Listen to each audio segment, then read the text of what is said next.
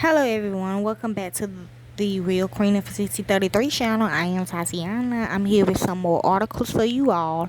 This is going to be a fairy tale story that's going to come to pass. It already came to pass with the bombing on November the 7th through the 13th, okay, of this year.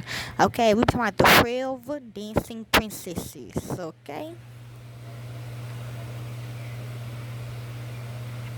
So decoys, informants, spies, okay? Be mindful of the 12 dancing princesses that come in your way, okay?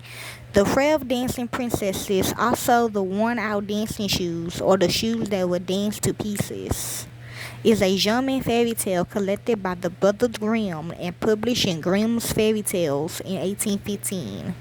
It is of Arnie Thompson type 306. Now, Charles collected another French version in his Contes du Roi Cambrius, which he credited to the Grimm version. Alexander Afenzier collected two Russian variants entitled The Night Dances and the Nordine Whiskey Skozlowski. Its closest interlude is the Scottish Cake Cracker Nuts, where it is a prince who is obliged to dance every night. The origin. The tale was published by the Brothers Grimm in the first edition of Kinder und Harshman, Volume 2 in 1815. Their source was Jenny von Drosky-Coho. It was originally numbered 47, but appeared as KHM 133 in subsequent editions. Okay, now the story. In a kingdom lives a king and his 12 daughters. The 12 princesses sleep in 12 beds in the same bedroom, the doors to which their father locks every night. But every morning the king unlocks his daughters' bedroom doors to find their shoes worn out as if they had been dancing all night. The king, perplexed, promises that any man who can solve the mystery can marry any of the 12 princesses and inherit the kingdom. But every suitor will be given only 3 days and 3 nights to discover the princess's secret, or he will be beheaded. Many princes attempt to discover where the 12 princesses dance every night, but all of them fail and are executed. An old soldier returning from war meets an old woman to whom he tells of his decision to try the king's challenge. The old woman warns the soldier to avoid drinking the wine the princesses will give him and to pretend to be fast asleep until they leave, and gives him an invisibility cloak that he can lose to observe them. The soldier is well received at the palace, and in the evening the eldest princess comes to his chamber and offers him a cup of wine. The soldier, remembering the old woman's advice, secretly pours the wine into a sponge he had tied under his chin and lies on his bed, snoring loudly as if he was asleep. The frail princesses, assured that the soldier is asleep, dip themselves in fine dancing gowns and escape from their rooms by a trapdoor beneath the eldest one's bed. The soldier, seeing this, puts on his invisibility cloak and follows them down a flight of stairs.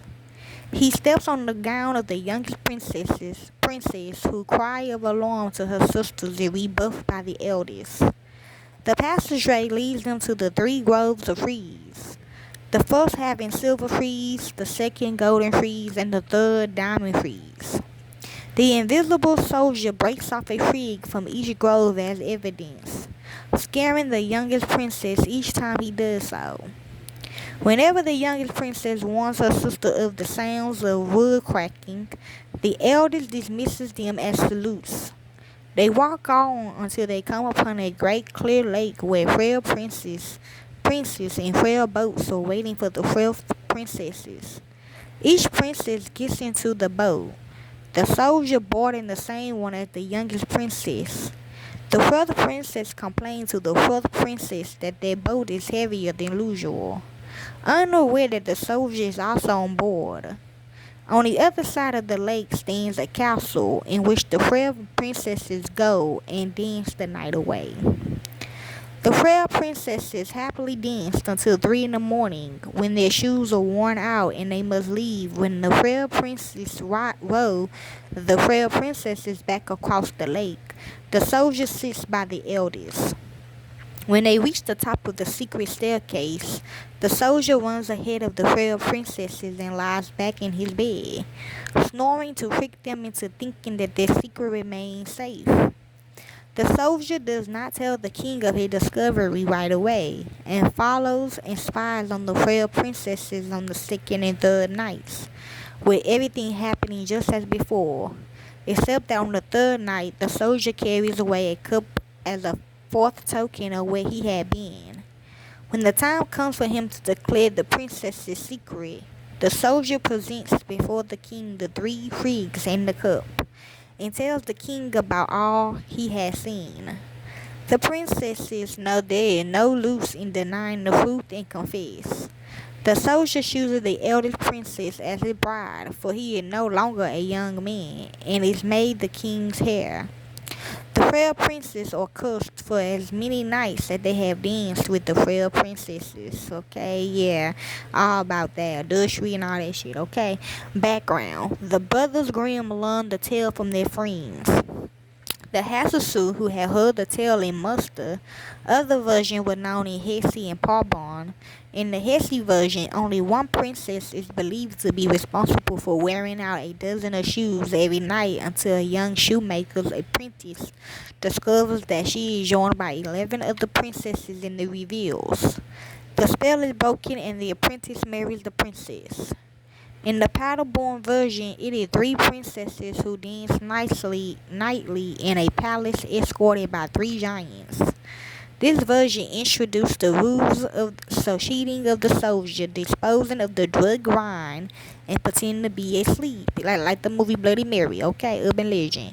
Victorian elder disliked the do or die aspect imposed upon those willing to discover the princess's whereabouts, and found ways to avoid it. The candidates who failed simply vanished without explanation instead of being sent to their deaths. Andrew Lane's version has the questioning prince vanish and it's revealed that they have been enchanted and trapped in the underground world. The hero of Lane's version is a coward named Michael who marries the youngest princess, Lena, not the eldest. Her sisters each marry one of the contestants once they are freed from the enchantment. Yeah, like Hellraiser 5, I think. The Garden of Trees with gold, silver, and diamond leaves recalls a simple garden in the Southern epic of Gilgamesh. The princesses in the Grimm's version are often portrayed as somewhat malicious characters, showing no remorse for lying to their father and repeatedly giving their suitors drugged wine to ensure that their mystery remains unsolved. You ain't lying. Despite knowing that those who fail are put to death in some versions of the story. Okay? And the names of the frail princesses is Scotland, which is Katie Crackanut. France, the frail dancing princess. Okay. Portugal, the Moorish prince. Germany, the shoes that were danced to pieces. Denmark, the princesses with the frail pairs of golden shoes. Iceland, Hela, queen of elves. Sea Republic, the 3 girls. Slovakia, the 3 girls. Hungary, the hell-bent misses. The invisible Sherpa lad. Romanian, worn-out slippers. Russia, Elena the Rise, the Midnight Dancer. The Giant Slayer. Okay, so hopefully this helps some of you all. Enjoy.